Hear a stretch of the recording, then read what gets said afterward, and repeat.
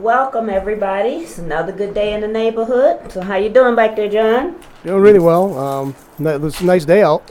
You think it's fall or is it going to get hotter? It's supposed to get hotter this week, but it's fall. I mean, you could tell by the grasshopper activity. You see the grasshoppers moving as much. They're trying to wrap things up for the summer for themselves, and they're going to die soon. But I just look at the grasshopper activity. I know it's fall. So I never heard of that before.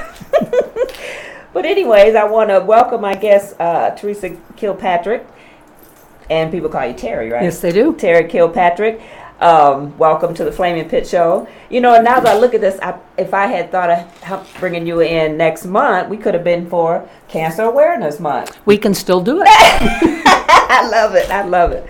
Well, I met Teresa at an author's event at the Flint Library, and this is her book, and I'm sure people can see it.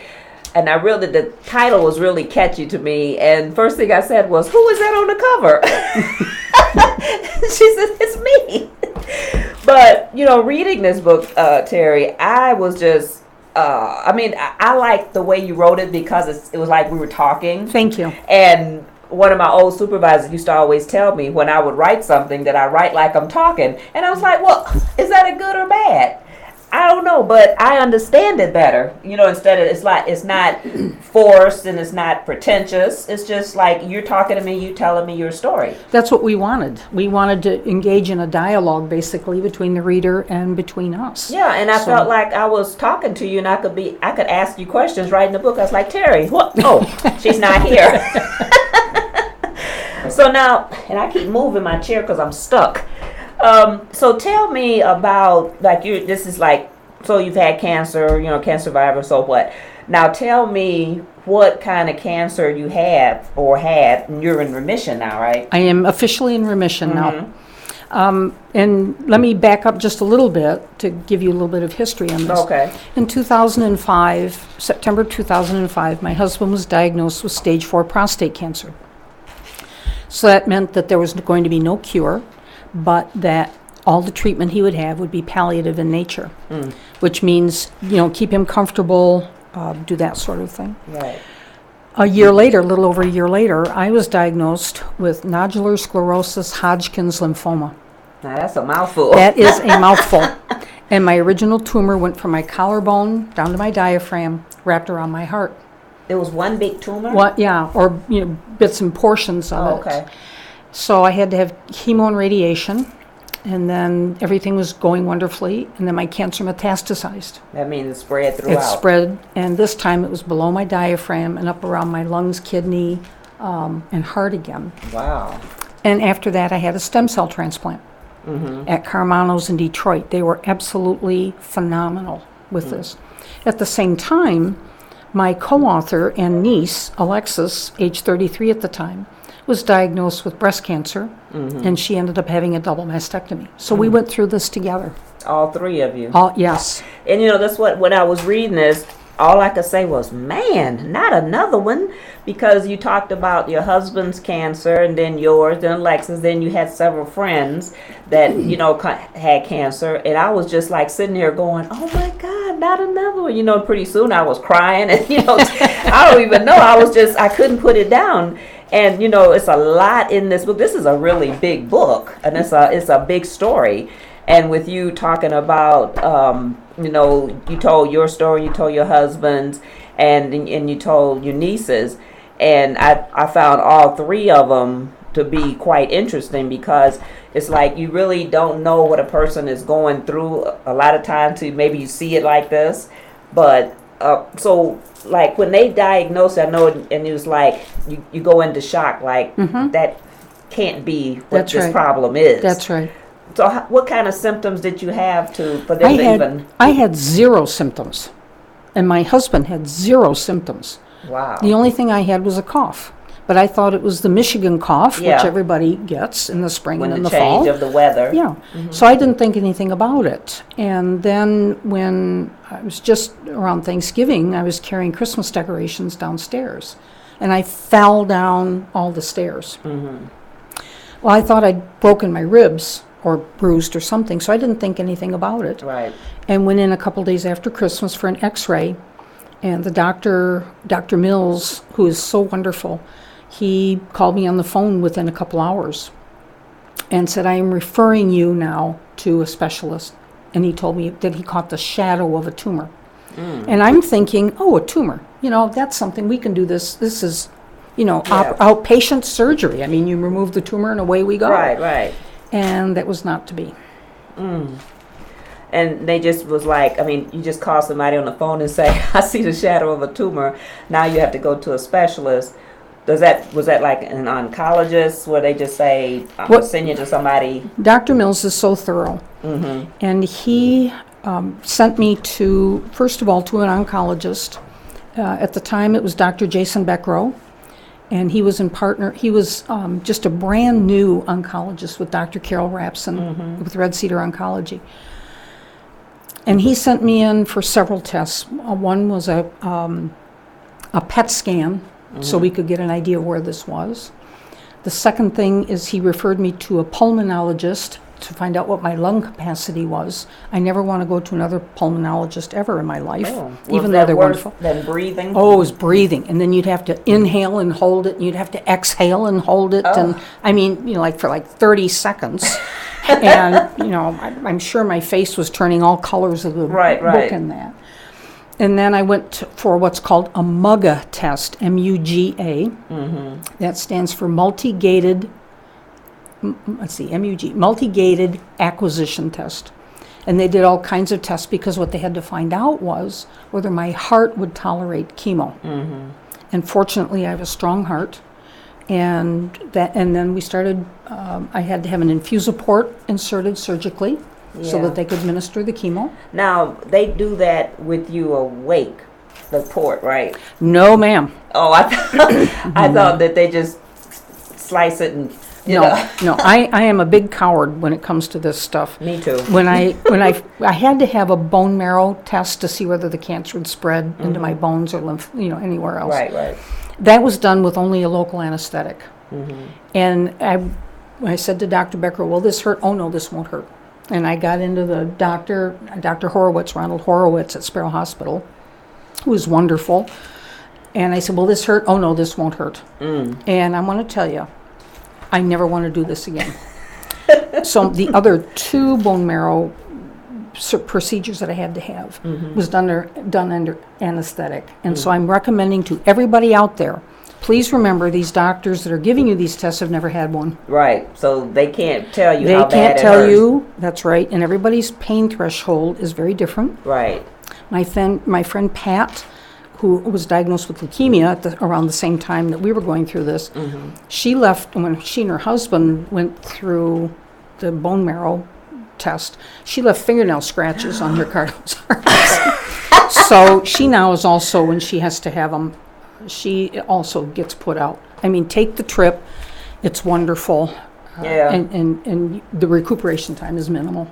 Now, my sister has multiple myeloma, and she's in remission, and she told me the story of her having the bone marrow thing, and I said, well, did they put you under? And she was like, no. She said that was the kind of pain. And I saw them do it on TV, and I told her, I said, the needle looked like a big nail. And they just jam it all the way down through your bones and everything. Yeah, and then they kind of squiggle it around to make sure they get everything. And I am not doing that again. and she had her port put in, and she didn't go under. And I was like, girl, I was just cringing the thought of it, because she was like, oh, that bad boy hurt. And then when they took it out, she said it hurt again. I was like, well, it's interesting about the taking out part, because when Alexis also had a port, and when she went to have hers done, she did have it done in the doctor's office. She didn't, and they did a local anesthetic. And she was fine. She said the only thing that bothered her was the sound of the snipping as they were snipping the stitches. Yeah, yeah. Well, because my import had been in almost 2 years, they were afraid that there was some kind of scar tissue or things that would have formed.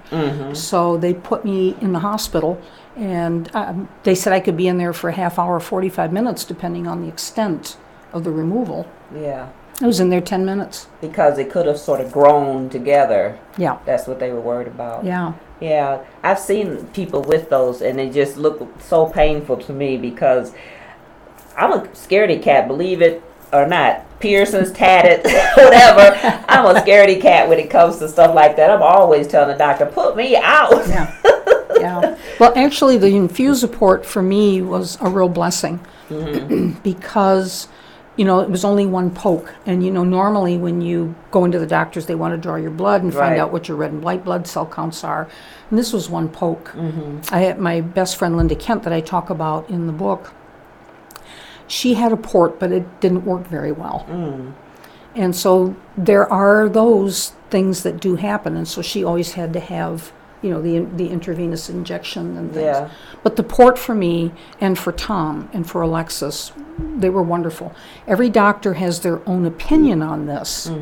And in fact, when Tom was going to really need to have chemo, his doctor just didn't like Infusiports. So And what so did he wanna refused. do? Well, he was just going to do the intravenous stuff. But my husband had very tiny, teeny tiny rolling veins. Yeah, I remember reading that when you Yeah. said yours were good, Alexis were good, Yeah. but not your husband. Not my husband, no. And so after Dr. Pienta had to wait 45 minutes for them to try to get blood, he said, I have an idea. Why don't we give you an Infusiport? Which is what I'd been pushing for a few months. What did your husband say? He wanted the port, or was it just the doctor said, no, you don't need it? Well, Tom was ambivalent. You know, he knew I'd had a good experience with mine, but we also trusted Dr. Pienta in his background and his experience. Right. And it is true that sometimes ports don't work well for people. But in Tom's case, once the decision was made to get the port, everybody was happy. It was a happy camper. Now, how do you sleep with that? I mean, because it's Just like very right fine. there. Just You very fine. You don't Can you feel sleep it. on your stomach? You can sleep on your stomach. You can sleep on your side. I'm a side sleeper. Is it under your skin, It's or is under anything your skin. sticking out? It sticks out under your skin just a tiny little bit, not very much at all.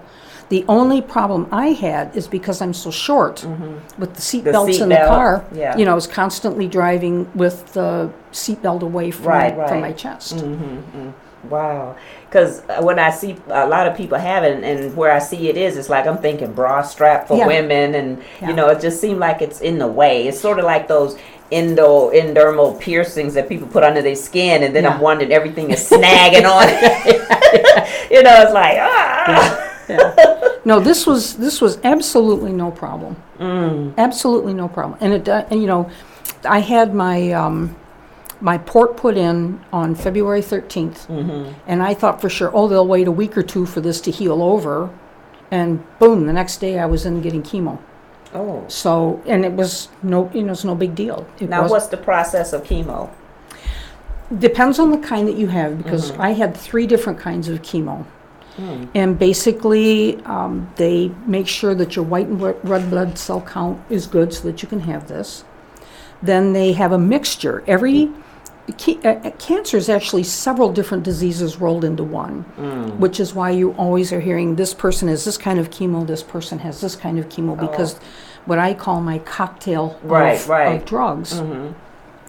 But they gave me several different kinds, and I went in. It's been so long. Bad memories you tend to erase. But I was in for 5 hours at a stretch getting chemo the first time, and they had several different kinds that they gave me, and they just put it through the Infusiport. So it takes 5 hours for them to. Is it like a liquid? Well, yes, it is a liquid that comes through. It's in a bag, like an IV bag. Okay. And it goes in. Tom initially didn't have chemo because he was not at a stage where that would be valuable for him. But the same thing, he had a different kind of chemo because of the prostate cancer. Right. But it was a liquid that went in. I have another friend right now who is going through lung cancer, and she is on an entirely different kind of chemo, but it's in a bag. And then the next day you have your blood test given, because they've got to make sure this stuff kills your red and white blood cells. And I was getting 2 shots the next day, one for my white blood cell count to bring it up, Right. and for my red blood cell. So they have all different kinds. And just because I had lymphoma doesn't necessarily mean that somebody else is going to have the same cocktail of drugs that I did, because Right. they could be at a whole different stage, or it could be a whole different kind of cancer. You know, going through, when we were writing this book, I didn't know that there were over 120 different kinds of cancer. Oh. I mean, that just blows me away. I had no idea. Yeah, I mean, when you hear cancer, and the first thing you say is, well, what kind of cancer? And they just start naming off stuff, and it's like, oh, well, what is that cancer of the what? You know, and then they have a name this long. It take you a week to figure out how to say it. Well, that's why I asked everything to be written down. Yeah, it's like, so that I could look it up and do some research on it. right. Why does it take 5 hours to do one treatment? That was the particular cancer, the particular drug at that time. Because at that time, I was only on stage 2B. So my kind of cancer was the kind that had a very good chance of going into remission. Alexis was also on stage 2B for her breast cancer. Right. Tom was on stage 4. So he was So like at the end. He's like at the end. And his original prognosis of life was 3 to 5 years, or as little as 6 months. So we went to all these wonderful doctors, and every time we'd go, there'd be some new medication that was coming out. So that's really the hopeful part of cancer. Every day there's some new drug that's coming through to help people. When I went in the second time for cancer, when my cancer metastasized, I had a whole different set of drugs than I'd had before. Again, administered through IV, but I had to have that administered 24 hours a day they said up to 5 days. And of course, the way I live my life, I'm a full tilt woman. And I said, no, I don't have 5 days to be in the hospital. I don't have time. I'll do this in 3 days, so you guys are just going to have to figure it out. Shoot it faster. Shoot it faster, do whatever you need to do. And then I had that. But then 3 months later, that was in January and February. In March, when I went down to Carmano's, what they had to do was kill every bit of my immune system in order to do the stem cell transplant. So they have to kill it all to So you bring have it to back. kill it all to bring it back. And I had a whole different kind of chemo treatment down there. Now, when they kill it all, that's the potential of you to like catch a cold or something and Yes. be gone Yes. just like that. Yes. So they have to keep you in a very sterile environment. Yes, they did. And the nurses down there and the doctors down there were absolutely incredible. I have my life back because of them and all of the doctors that Tom and I were fortunate to be able to have. But the stem cell treatment, the stem cell withdrawal, are you interested in that at all? Because it's pretty interesting. Yeah, Are you? because my sister had it. Well, Okay. she's in Arkansas, so they have a multiple myeloma clinic or hospital in Little Rock, and she lives in Pine Bluff, so she used to have to drive every day from Pine Bluff to Little Rock to do her treatment, and then they started doing her stem cell.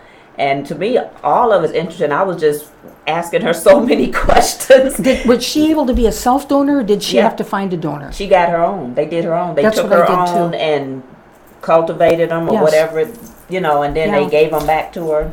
Yeah, that's exactly what happened to me. I went in just after New Year's, and what they do is they put a needle in one arm to withdraw the blood. It goes through this very complicated machine up into a bag, and then they put when they draw the stem cells off, and then they put the rest of your blood back in. Now, with me, So you're sitting there with needles sitting like with this, a needle in both arms. and the machine is up here. Yeah. Can you see it? Yeah, You see? yeah. I mean, it's really cool. You I mean, watch it doing it? You watch it doing it. I mean, it's really cool. And the stem cells that they draw off are like a salmon or a peach color, Oh, okay. and they go into this bag. Uh-huh. And you have to have so many stem cells in Yeah. order to do it. And they had drawn 3.5 bags of stem cells, and they weren't sure whether I was going to need more or not, because one guy had like 16 bags drawn. And that's blood coming from you. Yeah, but again, they're only drawing off the stem cells, Right. and then they're putting the rest of your blood back in. But then once they take it out and they've already gotten to cells, do more build up when they go back into you come out the second time? Yes. Oh, okay. Yes. Because I'm thinking, how are you going to draw it all out and bring it back and then get more cells out of that? Yeah. So they regenerate when they come back in. Yes, and they also give you some shots to help build up, your white blood cell count. But I had been on the table there for 8 hours, and the thing is, this is a very finicky machine. I could move my left arm all right, but I had to keep my right arm absolutely still. And if I moved my fingers at all, it would send the machine into a real tizzy, which means, so by the end of this 8 hours, one arm was stiff. oh man, I'll tell you what. And, finally the lady came in because we were discussing whether, this was about 4 o'clock in the afternoon and I'd started at 8, and they were discussing if there weren't enough stem cells, should I come back the next day or should we go until 7 o'clock that night? Ooh, And I was pretty tired. that's a long time. It's a long time. And so fortunately, what I call the bag lady came in and she said, oh no, we've got enough disc connector. Well, because my arm had been in one position for so long, it took about 5 or 10 minutes for me to be able to move that arm again. Right. And then they wanted to make sure that I wasn't going to be dizzy or anything else.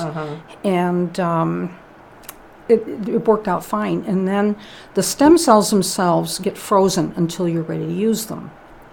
There is a life limit. I think it's 3 years. I don't remember anymore. I'd have to read my book to do that. But they can keep the stem cells for X period of time. And then they have to be thrown away because they're no longer any good. So you best use them now because you don't waste it all. That's right. Well, this was in January, and on March 12th, I got my life back. That's my new birthday, is March 12th. They brought the stem cells up, and there's a very small window of opportunity because once they start to thaw them to the time that they insert them, I think it's like a 12-minute window. And if it's longer than that, you have to throw all those stem cells away because they're very sensitive. But you got 16 bags to put in you in 12 minutes. Well, they keep them frozen until... Oh, until they get ready. Until they get ready. ready. Like the first one is gone. Yes. Okay, now they can go get the second one. And they all come up in this, like almost like a cooler. Yeah. Like you take it to the picnic. Yeah. Hello, stem cells. Yum, yum. Yeah. But it is not uncomfortable. I couldn't, of course, use the stem cell or the infuser port to have the stem cells. So I had to have a PICC line put in. Is that a big needle? No, but they stick it in, and it's fascinating. They had this television up there where you could watch them feed the tube through your arm into your heart. I mean, it was fascinating. Yeah. It was wonderful. You watching it, in the meantime, you're going, don't miss. Yeah. Don't miss. You only get one try. Yeah. And so that's what they use to put the stem cells in. So those people best be experts at doing that. They are. I cannot praise Carmanos enough. They are wonderful. Wow. Because that just makes me cringe, the thought of them poking needles and prying and, but now my sister also had, now she takes this shot in her stomach every Saturday. She said she got to do it for 3 years. And then they gave her some chemo pills. Oh, okay. So did you have to do anything like that, or are you just done altogether right now? I'd been pushing to get my infuser port out because I was done. And they said, no, we're not going to do it for a year because we don't know if your cancer's going to metastasize again, and we don't want to have to go through this. So do you have it in now? Nope, I got it taken out. And I was so thrilled with having it taken out. I'm a scrapbooker. And I put it in my scrapbook. Is it round? It's a little, I don't know how to describe it. It's a little round. Scrapbook? Well, it's a little round thing, and it has this great big long tube. Right. And I will admit the scrapbook kind of is a jar like that. I was going to say it's semi-flat. But they let you keep it? But I asked if I could keep it, and they said yes. I thought it was like a biohazard or something. It's like... Well, if it is, that's too bad. I got it. them to put it in a Ziploc and give it to you?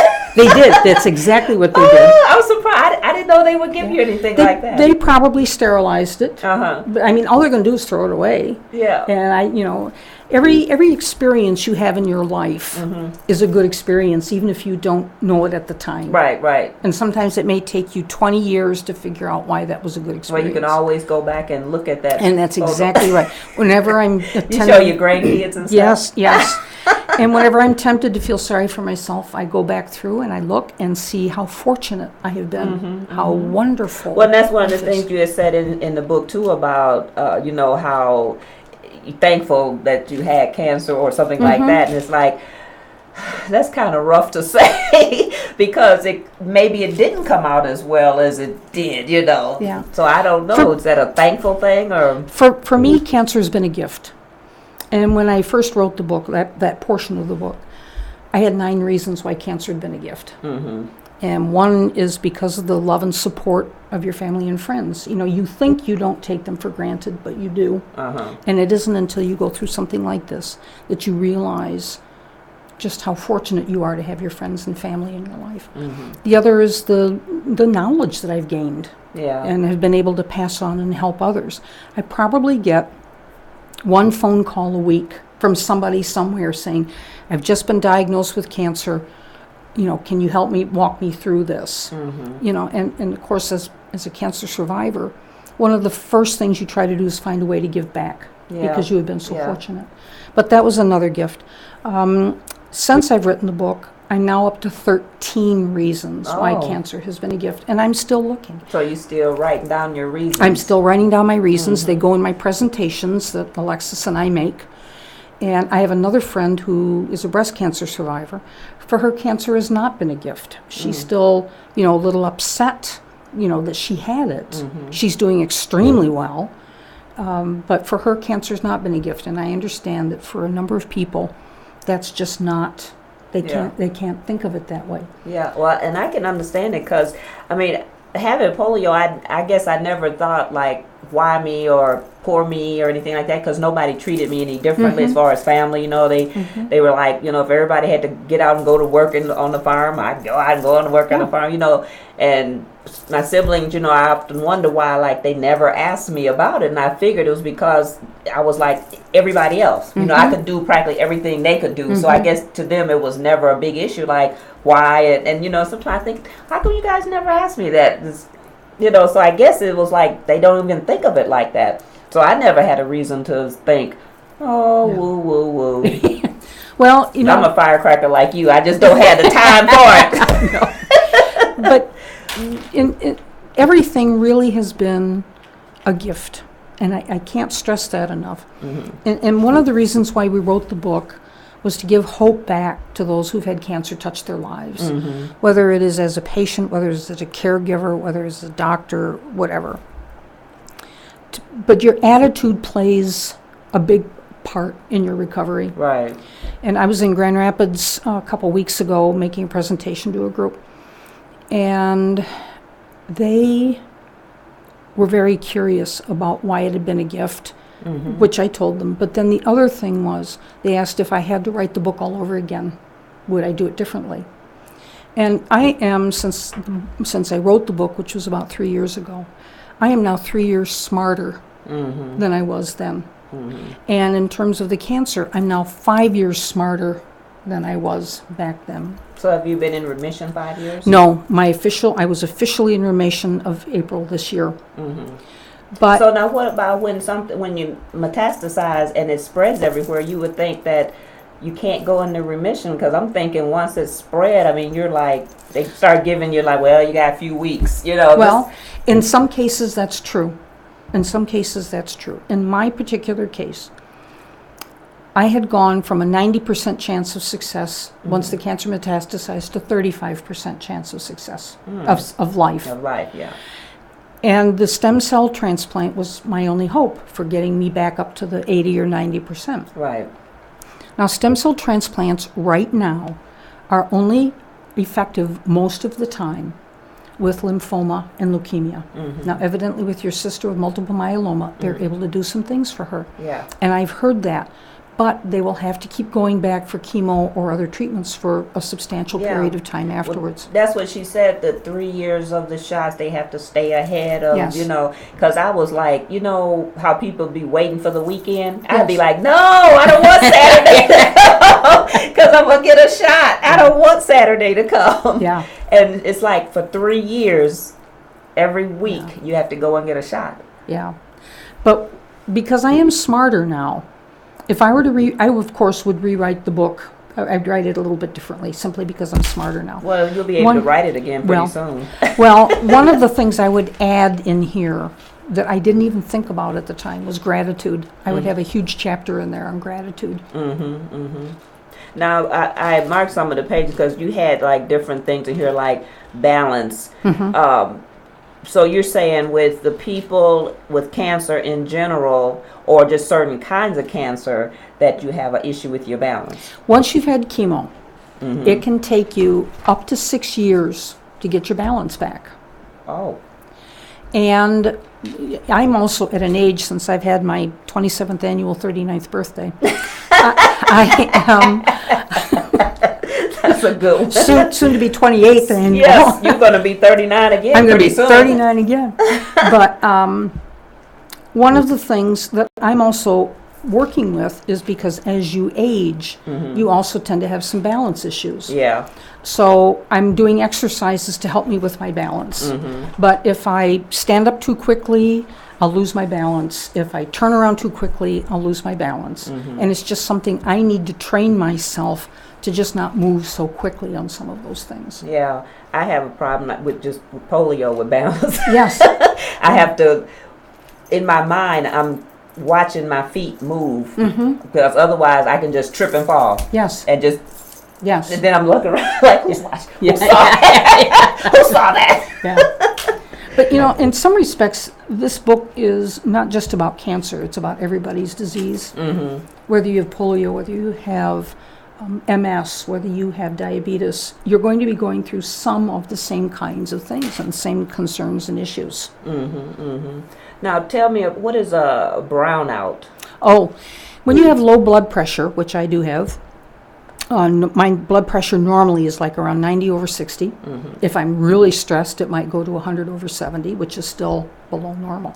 If you stand up too fast, you get what are called brownouts, and that's where you lose your sight, and you have to have something to hang on to, like a doorway or a wall or something, until it clears up, and it'll last 2, 5, 6 seconds. It's no big deal. Is it just like everything disappears? Everything disappears. It's literally brown, you know, in your eyesight. And there's a fancy term for it. And since I'm having a chemo brain moment right now, I think it's called orthostatic something or another else. Oh. But it's something people with low blood pressure tend to have. I have another niece who's not had cancer, who also has low blood pressure, and she has the same thing. Sometimes when you've had cancer and you've had chemo, your blood pressure might drop substantially. Right. And so I don't know whether this will be for the rest of my life or it's just while my body is still adjusting. So how long does it take you to totally, or do you ever totally get over chemo? Because to me it's poison, and everybody that I've talked to that ever had cancer and had chemo, they said the same thing. They said it's very poisonous, and they give it to you to kill off everything, and then, I mean, it seems so harsh. And I would think after all the money everybody donates, they should have something softer. You know? But it takes, the one thing I'm beginning to appreciate is how much time it takes for things to develop. You know, going into this, I was like you. I mean, I was thinking, well, gee whiz, we've been doing this chemo now for over 50 years. Right. Why? And part of it is because with cancer, there are so many different kinds of cancer. And because each person is an individual, they're going to spend some time adjusting these. Right. The actual rate of discovery is exponentially growing now. When Tom first started out, they said if he ever got to take this one drug, then that would be the drug of last resort, and he would have a much shorter lifespan. And I'm drawing another blank right now on this, on the name of it. But by the time Tom got to that point, there were 2 new drugs that came out. And then once he went through those, there were 2 new drugs that came out. Again. And part of it, in defense of the pharmaceutical companies, they can have over $1 billion in research, to bring these drugs to market. And there's a huge percentage that never make it to market. On the other hand, most pharmaceutical companies don't even begin to look at a drug until a university usually has done some research on this and it shows promise. But it takes an incredible time, plus with the federal rules and regulations, to bring a drug to market, it does take time. I am absolutely grateful for the length of time that it takes to bring these drugs to market, simply because by the time we get it, we are reasonably certain that for this particular kind of cancer and this particular thing, it's going to help. I'm not going to say necessarily work, but it will help. Yeah, because I'm always thinking there's got to be a cure after 117 years of research.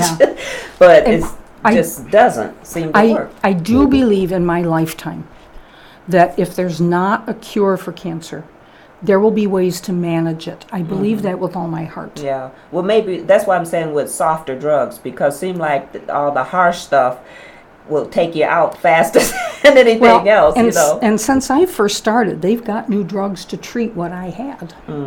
But it is a poison, and it does go after all your cells. But I'm sitting here alive today because of it. Because of that. Yeah. And people say, well, what if you get cancer again? And I say, well, it depends on the kind of cancer. It depends on what stage it is. If they tell me I can live a reasonably decent life, I'll probably go through it again. Yeah. That's what I understand. It's like once you have it, and it'll go away, and then it comes back. It can come back. Well, it can come back. Didn't I just go through all this? You know what I'm saying? But all of us done with it. But all of us have cancer cells in our bodies. Some of us just don't. They just don't develop come out. No, but the other side of that coin is one of the things I'm doing is working with Michigan State University, their College of Osteopathic Medicine, and we formed a leadership academy for 1st through 4th year medical students to help them become more compassionate with their patients. And one of the things that I'm learning now is in this culture, in the American culture, we don't talk about death and dying. Yeah. And we keep trying to hang on to every little last scrabble, which is understandable.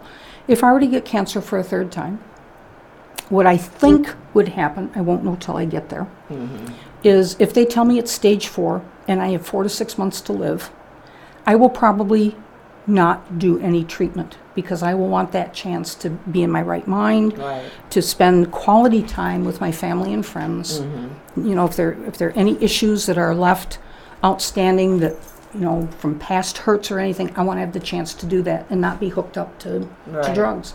On the other hand, if they say, look, you've got this new cancer, and we think if we give you this treatment, you'll probably have a 90% chance of survival, I'm going to take that.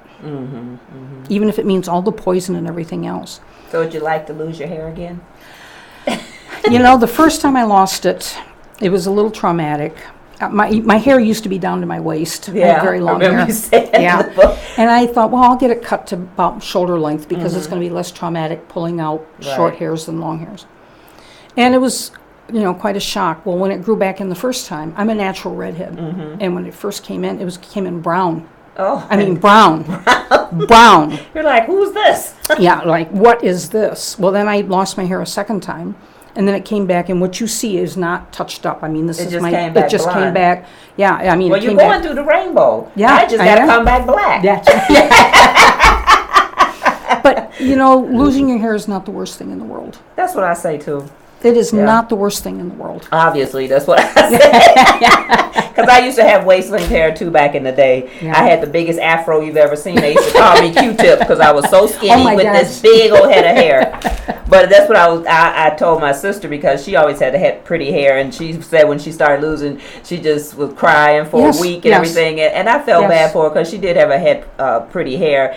And then everybody in the family, her son and her husband, they shaved their heads to match her, and I thought she was really cute with it, and I was like, oh, that's cute. I said, you should leave it. And she was like, no. And she goes, okay, I know it's vain. I'm like, yes, but I said, I'd rather have you here with no hair than to have you with a head of pretty hair gone away. Yes. So just think of it like that. And with me, they call me the wild child. I even had it tattooed on my arm because they know I used to have a lot of hair. It didn't even matter. So I told myself, well, if I get sick, I don't have to worry about losing my hair. Yeah.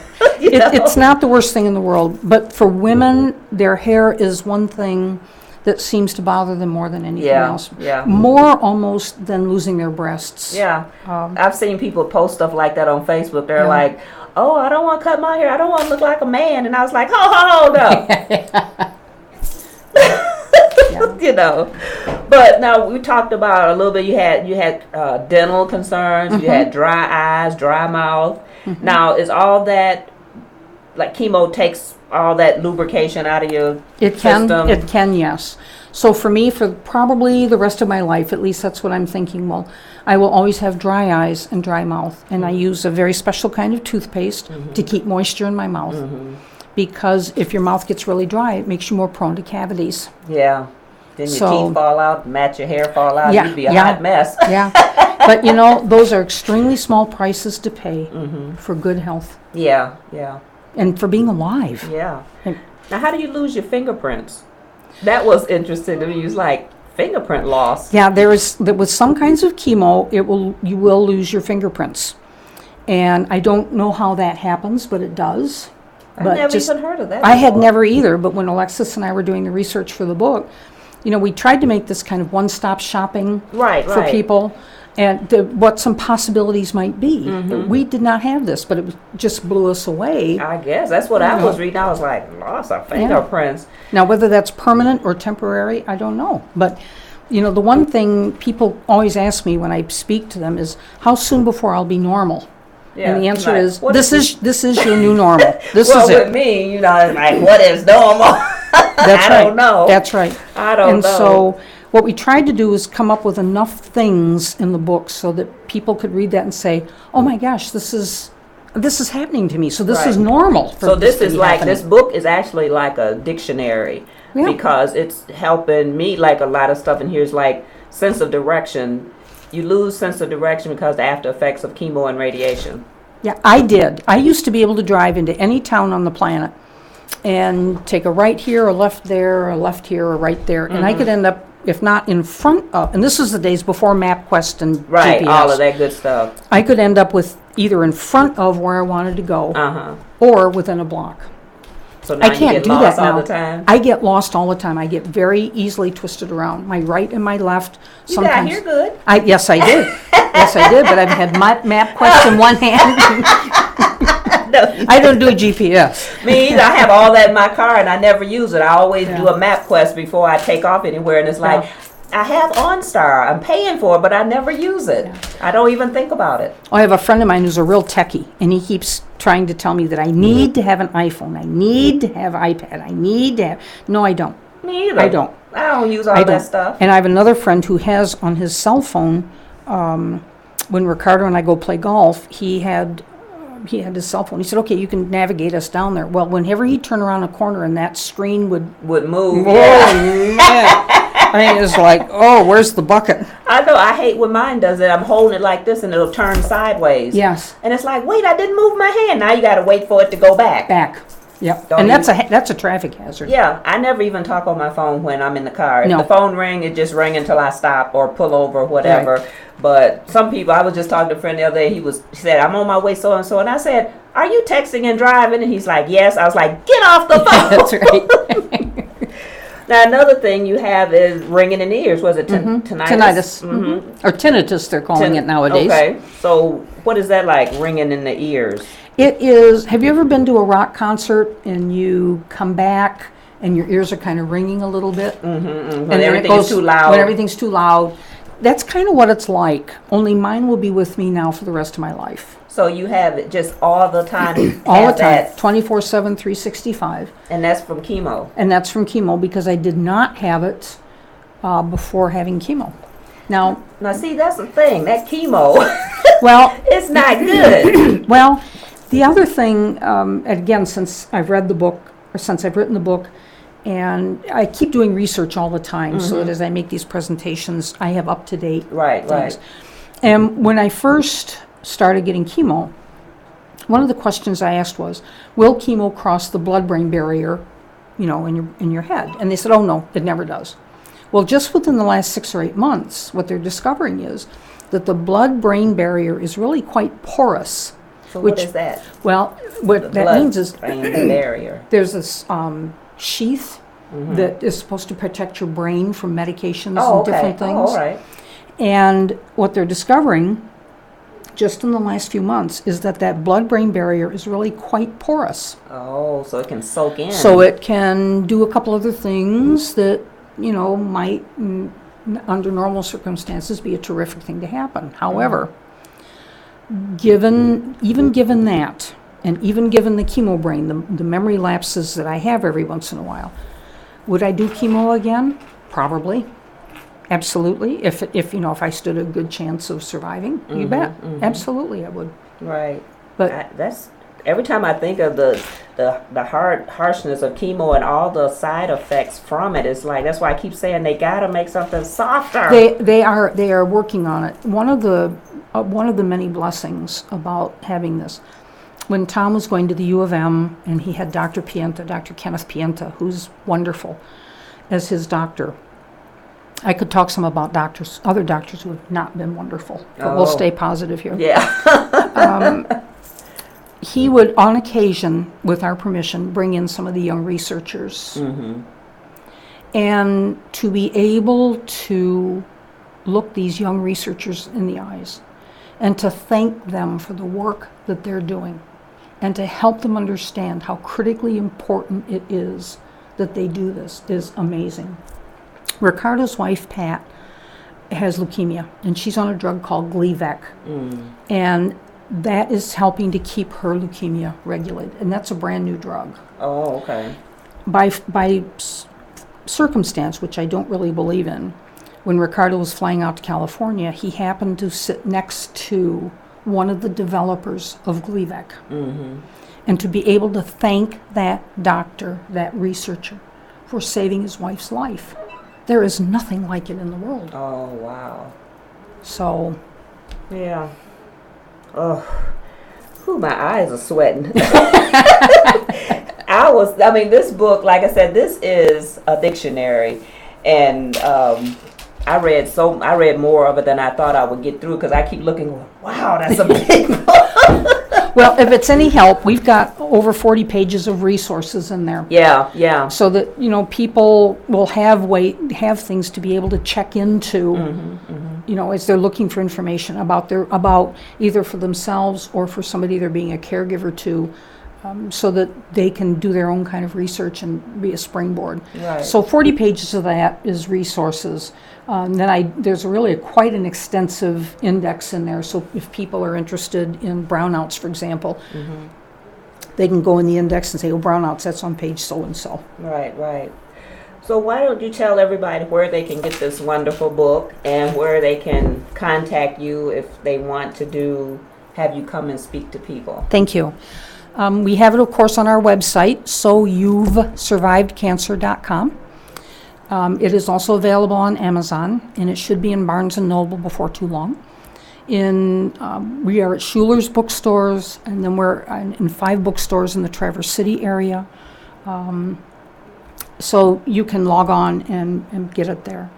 To get a hold of me, the best way is on our website or email, Teresa, THERESA, at soyou'vesurvivedcancer.com. And as Alexis has time, she will accompany me. We have 6 presentations that we're doing right now. One's on survivorship, doctor-patient relationship, patient advocacy, caregiving, caring for the caregiver, and I'm missing one, but that's all right. Well, I'm hoping that maybe next month Alexis can come in, she has some time, that'll be a good segment for Cancer Survivor Month. Alexis, I have 2 favorite Alexis stories. One is that she was going through chemo, working full-time in an emergency department at a hospital, and studying full-time to get her Bachelor of Science in Nursing and graduated magna cum laude. That Alexis just this fall has been accepted into the U of M's Doctor of Nurse Practitioner program. And so she's also doing that. So Oh. she's working full-time, going to school full-time, being a full-time mom. So yes, She might just have to call in. she might have to call in. She We might have to take call in. call-ins too, because I think I want to hear her tell her story Yes. too. You know, it's like Yes. I don't want to shortchange anybody, but I know she's busy. But like if she gets some time that she can schedule and just do a call-in, I'll be glad to have her. Well, maybe once we, stop today, maybe you can give me some dates and I will ask her. Okay. She Okay. was originally going to come today, but she works nights Mm-hmm. at Sparrow Hospital in the cardiac critical care unit. So she's And, probably so sleeping she's right probably now. sleeping right now. Yeah. Oh my goodness. Well, I want to thank you for taking the time to drive all this way to the Flaminpit Show and give us this world of information about your battle with cancer and your survivorship with cancer. And want everybody to make sure they get this book because it is a dictionary. It's very informative. Thank you. And so I'm looking forward to your second book. Your rewrite. My you know? rewrite? Right. Well, I want to thank you for giving us this opportunity to be here today. This has been wonderful. You're welcome, and I've had so much fun having you in today. So we're going to sign off. This is Flaming Pit Part 1, and everybody stay tuned because we're going to be doing the Flaming Pit Part 2 show coming up shortly thereafter. So for saying that, it's Flaming Pit, and we're out.